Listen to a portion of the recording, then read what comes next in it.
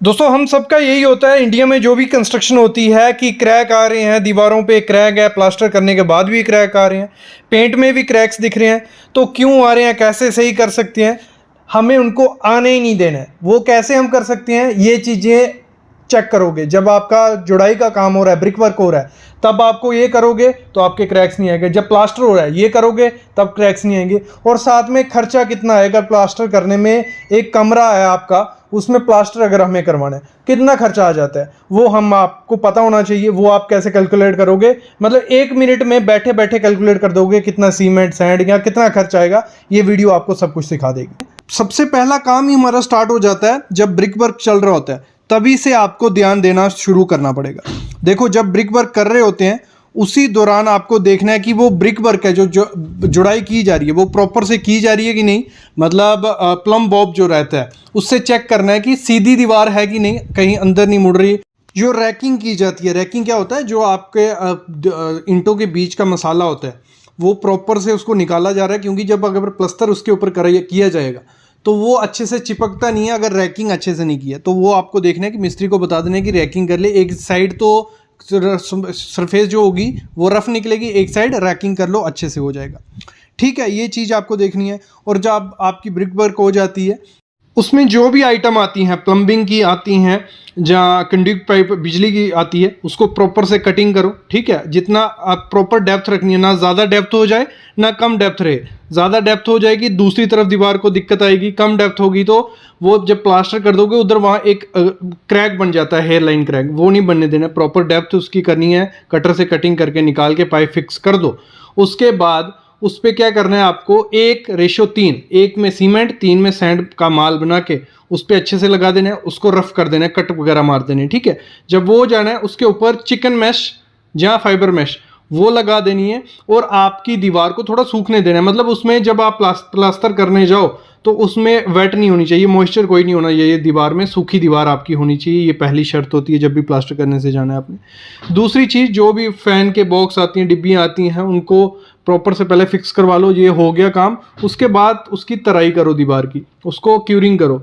उसकी जिस दिन प्लास्टर होना है उस दिन उससे पहले भी उसको पानी पिला लो अच्छे से, दूसरे दिन भी पानी पिलाओ 1-2 घंटा पहले जब प्लास्टर करने से। क्योंकि होता क्या है, अगर नहीं पिलाओगे, जो आप प्लास्टर करोगे उस पर प्लास्टर करोगे वो किसी काम का नहीं होगा। वो जो प्लास्टर होगा उसका जो पानी होगा वो ब्रिक पहले ही चूस लेगी, सक कर लेगी। जब वो पानी उसका निकल गया तो वो पाउडर बन गया, मतलब वो प्लास्टर पक्का क्रैक करेगा ही करेगा या पाउडर बन के निकल जाएगा।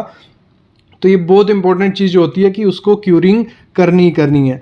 जब ये ब्रिक वाली चीज़ें आपने देख ली, ब्रिक वर्क वाली चीज़ें देख ली, उसके बाद आपको प्लास्टर करना है। प्लास्टर में आपको सबसे पहले क्या करना है, आपको उसमें ठैया बना लेना है। जब ठैया बना लोगे आप, मतलब पैक्स जो रहते हैं छोटे छोटे, जैसे आप ये प्रोसीजर देख रहे हो, ये क्या किया जा रहा है, आपके मतलब रूम को एक तो स्केयर किया जा रहा है, काफ़ी अच्छी चीज़ रहती है। दूसरा, इसमें प्लास्टर प्रॉपर आता है कि कहाँ कितना प्लास्टर चढ़ेगा वो पहले आपको आइडिया लग जाएगा। ये पैक्स बना लेने हैं। और जैसे मैंने कहा था, आपकी टेढ़ी मेढ़ी दीवार रहेगी तो दिक्कत क्या होती है, कई जगह ज़्यादा प्लास्टर चढ़ेगा, कई जगह कम। क्योंकि जो प्लास्टर करने वाला होगा वो तो यही रखेगा कि आपकी दीवार एक जैसी दिखे, तो इस चक्कर में वो कई जगह प्लास्टर ज़्यादा चढ़ा देगा। जहाँ ज़्यादा चढ़ा देगा वो पपड़ी बन के निकल जाएगा, और जहाँ कम चढ़ेगा वहाँ क्रैक आ जाएंगे। तो ये दिक्कत रहती है। तो ये आपको पहले ही ध्यान देना है कि आपका ब्रिक वर्क बढ़िया से होना चाहिए।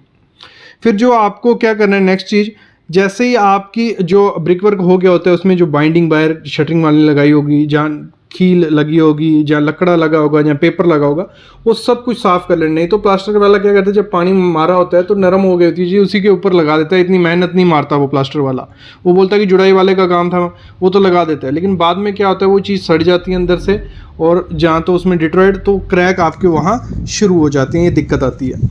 जो भी आपका सरफेस होता है, मतलब कंक्रीट का सरफेस, उस पर पहले हाकिंग कर लो, टाचा मार लो ऐसे, मतलब सरफेस को रफ किया होगा तो जब उस पर प्लास्टर चढ़ाओगे वो अच्छे से चिपकेगा, कोई दिक्कत उसमें नहीं आएगी। अगर नहीं किया रहेगा तो वो बाद में, अभी तो चिपक जाएगा, जब थोड़ा टाइम बाद वो निकल जाएगा पपड़ी बन के। और जहाँ आपका कंक्रीट का सरफेस हो, ब्रिक का सरफेस होता है, उस जॉइंट पे क्रैक्स के चांसेस बढ़े रहते हैं। तो उस पे क्या करना है, आपको चिकन मैश या फाइबर मैश दोनों तरफ इस तरीके से चढ़ा देनी है और फिर उस पर प्लास्टर करना है, तो कोई दिक्कत उस पर नहीं आएगी। और हमेशा ये चीज़ ध्यान रखना, जो प्लास्टर करोगे आप, अंदर का प्लास्टर, इंटरनल प्लास्टर करोगे वो 10 से 12 mm का रखना, मोटाई उसकी, थिकनेस जितनी कम होगी उतना अच्छा रहता है। 10 से 12 mm से कम भी नहीं करनी और ज़्यादा भी नहीं करनी है, तो आपका प्रॉपर प्लास्टर होगा, वो दिखेगा, अच्छा दिखेगा और उसकी लाइफ भी बड़ी होगी। अगर बाहर के तरफ एक्सटर्नल प्लास्टर करने जाते हो 15 से 18 mm का रखो, उससे ज़्यादा रखने की ज़रूरत नहीं है। अगर इससे ज़्यादा होता है वही पपड़ी बननी है। और सीलिंग जो आपकी छत रहती है वहाँ 6 से 8 mm का प्लास्टर चिपका, उससे ज़्यादा प्लास्टर चिपकाने जाओगे तो वो निकलेगा ही निकलेगा। और प्रॉपर देखो आपका सरफेस अगर स्मूथ है तो उसको हाकिंग कर लो, वैसे सरफेस को रफ ही रखना चाहिए। बाकी जो रेशो आपको बनानी होती है, जो मोटार आप मतलब करोगे, वो 1:1:4 का माल जो रहता है, 1 में सीमेंट 4 में हमारा सैंड, वो आप सीलिंग में यूज़ करो, सीलिंग में मारो प्रॉपर से तो अच्छी सीलिंग रहेगी। 1:6 का माल आप बाकी प्लास्टर में यूज़ करो तो वो अच्छा रहेगा। और जो मोटार बनाओगे, जो प्लास्टर के लिए सीमेंट सैंड का घोल बनाओगे, तो उसमें क्या करना है आपको, उसको 45 मिनट के अंदर अंदर उसको लगा देना है। 45 मिनट के, क्योंकि थोड़ा थोड़ा लोड बनाओ, एक साथ बना के रखोगे इनिशियल सेटिंग टाइम शुरू हो जाता है, वो प्रॉपर से चिपकता नहीं है, बाद में निकल जाता है प्लास्टर। तो 45 मिनट से 1 घंटे के अंदर उसको लगा दो। और जब प्लास्टर करते करते नीचे जो गिरता है उसको क्या करो, तभी उठा के, मतलब 45 मिनट के अंदर ही उठा के थोड़ा सा सीमेंट डाल के उसको अच्छे से लगा दो, तो अच्छे से आपका बना रहेगा। और सीमेंट की अगर मैं बात करूं, आपको हमेशा मेरे ख्याल में प्लास्टर के लिए तो पोर्टलैंड पोज़ोलाना सीमेंट यूज़ करो। एक तो सस्ता भी रहता है, अच्छा रहता है, क्रैक्स नहीं आते हैं और वो उसकी लाइफ काफ़ी ज़्यादा अच्छी होती है। और प्रॉपर एक चीज़ देखना, जब सीमेंट यूज़ करोगे 3 महीने ज़्यादा पुराना सीमेंट वहाँ आपको नहीं लगाना है। और जब प्लास्टर कर रहे हो, आपको पता है इस एरिया में टाइल आएगी या कुछ होगा, तो उस एरिया को स्मूथ कर लो कि अच्छे से आपकी टाइल बाद में चिपक जाए, कोई दिक्कत उसमें ना रहे। दूसरा, आपकी सैंड जो रहती है बहुत इंपॉर्टेंट चीज़ है। अगर रेती अच्छी नहीं होगी तो प्लास्टर अच्छा नहीं होता। ये रेती पे बहुत चीज़ें डिपेंड होती हैं, तो देख लेना उसमें जो चमकीला पार्टिकल रहता है, सिल्ट रहता है, वो ज़्यादा सिल्ट उसमें नहीं होनी चाहिए। 6% से कम ही सिल्ट उसमें होनी चाहिए। अगर 6% से ज़्यादा तो वो बाद में दिक्कत करेगी। जब आपका प्लास्टर हो जाता है तो उसकी कम से कम मिनिमम, अभी तो समर का मौसम है, 12 दिन से 14 दिन उसको तराई करनी है। दिन में 3 बार पानी पिलाना ही पिलाना है। अगर 3 बार उसकी पानी पिलाओगे तो स्ट्रेंथ उसकी 50 गुना ज़्यादा हो जाएगी, नहीं तो स्ट्रेंथ उसकी काफ़ी ज़्यादा कम हो जाती है। ये चीज़ भी आपको ध्यान देनी है। जब आपका प्लास्टर हो जाता है, जो भी आपके फ़ैन के बॉक्स हैं, डिब्बियाँ हैं जहाँ से वायर घुसाई जाएगी, उनको एक्सपोज कर दो, प्लास्टर वाले को उनको साफ़ कर दो। नहीं तो जब वायर डालने की बारी आती है वो दिखता नहीं है, तो वो दिक्कत रह सकती है। तो ये चीज़ भी आपको ध्यान देना ही देना है। और जो गलतियाँ की जाती हैं, एक तो जो मोटार बनाई जाती है सैंड और उसमें पानी डाला जाता है बार बार, जैसे मिस्त्री को दिया पानी डाला जाता है, वो गलती मत करो। दूसरी टिप, आपको जब भी दीवार पे प्लास्टर करने जाना है, पहले तो मैंने कहा 2 घंटे पहले पानी मार दो, दीवार आपकी गीली होनी चाहिए। और फिर नीरू बना लो, स्लरी बना लो, थोड़ी थोड़ी स्लरी मारो, मतलब थोड़ी स्लरी मार दोगे, प्लास्टर करोगे, उसकी स्ट्रेंथ काफ़ी ज़्यादा हो जाती है। तीसरी चीज़ आपको ध्यान देनी है, जो भी आपके कॉर्नर वगैरह है उनको प्रॉपर से थोड़ा शेप दो, बिल्कुल शार्प मत रखो, मतलब एजिस को थोड़ा, मिस्त्री को पता होता है तो उसको वैसा रखना है। बाकी जॉइंट्स दो, मतलब जहाँ जहाँ आपकी 2 दीवारें जुड़ रही हैं वहाँ पे अगर प्लास्टर पे जॉइंट्स रहेगा, एक्सपेंशन जॉइंट, तो आपके क्रैक्स नहीं आएंगे। और क्रैक से अगर और ज़्यादा बचना हो आपको, तो ये सामने जो आप देख रहे हो पॉलीमर रेक्रॉन 3S फाइबर जो रहता है, ये फाइबर अगर डालते हो तो इससे क्रैक्स के चांसेस और ज़्यादा कम हो जाते हैं। मतलब ज़्यादा क्वांटिटी भी नहीं डालनी पड़ती है। इस पर अलग से मैंने वीडियो बनाई है। वैसे थोड़ी सी क्वांटिटी में अगर आप डालोगे प्लास्टर में, तो छोटे छोटे जो एक दूसरे से बॉन्ड बन जाती है और क्रैक्स की समस्या और ज़्यादा कम हो जाती है। तो ये चीज़ें आपको बेसिक चेक करनी है। अगर ये चीज़ें फॉलोअप करोगे आपके प्लास्टर में, तो गारंटी है ना आपको इतने ज़्यादा क्रैक्स देखने को मिलेगी, लाइफ डबल हो जाएगी प्लास्टर की, और भी काफ़ी चीज़ें आपकी दीवारें सुंदर दिखेंगी और उनकी हेल्थ भी होगी। हम किसी रूम में, एक कमरा है, उसमें प्लास्टर करने का कितना खर्चा आएगा? एक रूम का प्लास्टर, ये हमारा एक रूम है 10 foot 10 foot 10 foot by 10 foot का, मतलब चारों तरफ हमारा 10 फुट बाय 10 फुट का कमरा है। ये हमारी एक विंडो है, इस कमरे में 4 बाई 4 की विंडो हमने लगाई है। ये यहाँ से दरवाज़ा है, 3 बाई 7 का दरवाज़ा है। ठीक है, जो हमारा कमरे का साइज है 10 बाई 10, तो हमें क्या करते हैं, एक दीवार का निकाल देते हैं। इस दीवार में कितना खर्चा आएगा, बाकियों का अपने आप निकल जाएगा। तो पकड़ लो भाई, 10 बाई 10 की दीवार है, 100 स्क्वायर फीट हो गया। ठीक है, जो हम रेशो यूज कर रहे हैं इसको प्लास्टर करने में, वो 1:4 का और 12 mm प्लास्टर करने वाले हैं।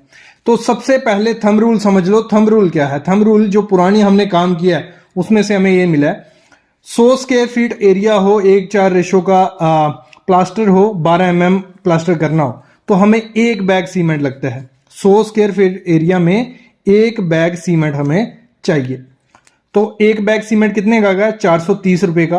पीपीसी सीमेंट ले लेना। कौन सा? पीपीसी, पोजलैंड पोर्टलैंड सीमेंट। अल्ट्राटेक का लो, एसीसी का लो, किसी भी कंपनी का लो, लेकिन पोर्टलैंड पोजलैंड सीमेंट जरूर लेना, ये चीज ध्यान रखना।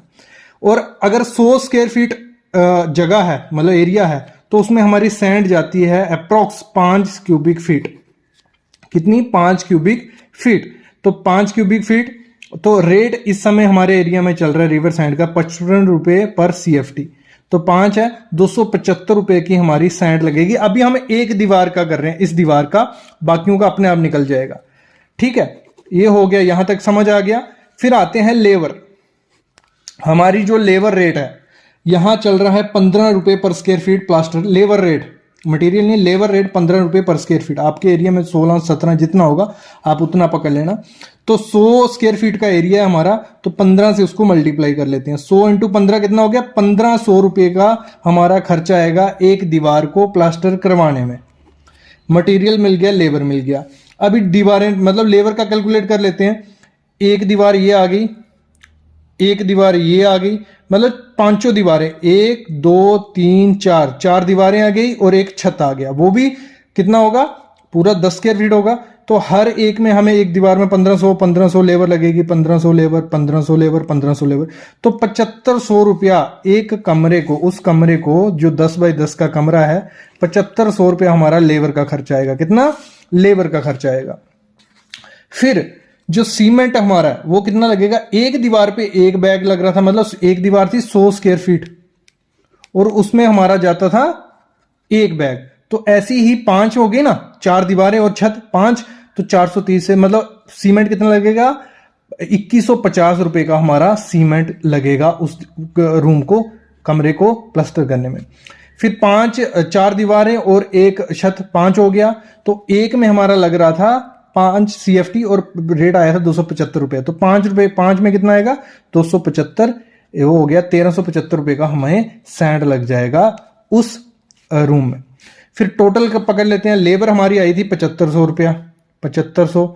सीमेंट हमारा लग रहा है 2150 का, सैंड लग रही है 1375 का। तो हमारा आ गया 11,025 रुपये अप्रोक्स। ये क्या है? अप्रोक्स, लगभग खर्चा, एग्जैक्ट खर्चा नहीं होता है, लगभग आ गया हमारा 11,025 रुपये। फिर देखो, जहां हमारी विंडो और डोर भी था, इनको निकालना पड़ेगा क्योंकि इधर इतना ज्यादा प्लास्टर नहीं होता, ऐसे आधा निकालते, मैं आपको पूरा बता दूंगा। तो विंडो थी हमारी 4 बाई 4 की, उसको कर दो, कितना होगा 4 बाई 4? 16 square feet. और दरवाजा था 3 बाई 7 का, वो हो गया 21 स्क्वायर फीट। दोनों को प्लस कर लो, 37 स्क्वायर फीट एरिया में प्लास्टर नहीं हुआ, तो इसको निकालना पड़ेगा क्योंकि इसमें प्लास्टर नहीं हुआ है। तो लमसम अगर इसको हम टोटल जो हमारी वैल्यू आई है, टोटल पैसे और डिवाइड बाय एरिया करेंगे, लमसम हमें मिल जाएगा कि कितना आएगा। तो हमारा आया, टोटल हमारा खर्चा इतना आ रहा था 11,025। और टोटल एरिया कितना है? 4 दीवारें हो गई 400 स्क्वायर फीट और छत हो गए 100 स्क्वायर फीट, 500। तो 500 डिवाइड करेंगे, 22 रुपए पर square feet labour plus material हमारा खर्चा आ रहा है। ठीक है, कितना? 22 रुपए। तो 37 इंटू 22 कर देंगे। 37 इंटू 22 मतलब 814 रुपए जो है उस पूरे खर्चे में, इस खर्चे में 814 रुपए हमने नहीं किए क्योंकि वहां विंडो और डोर था। तो इसको माइनस कर देते हैं, 1125 माइनस 814, तो 10,211 रुपए लगभग हमारा खर्चा आएगा एक रूम को प्लास्टर करने में। इस तरीके से निकालते हैं कि कैसे करना है। तो आई होप आपको आइडिया लग गया होगा कैसे कैलकुलेट करना है। को जो भी क्वेश्चन है, जो भी वीडियो चाहते हो कमेंट करना, सब कुछ आपके लिए आएगा। और शाम की वीडियो जरूर देखना, बार बेंडिंग शेड्यूल पे रहने वाली है। अभी मैं अलविदा लेता हूं।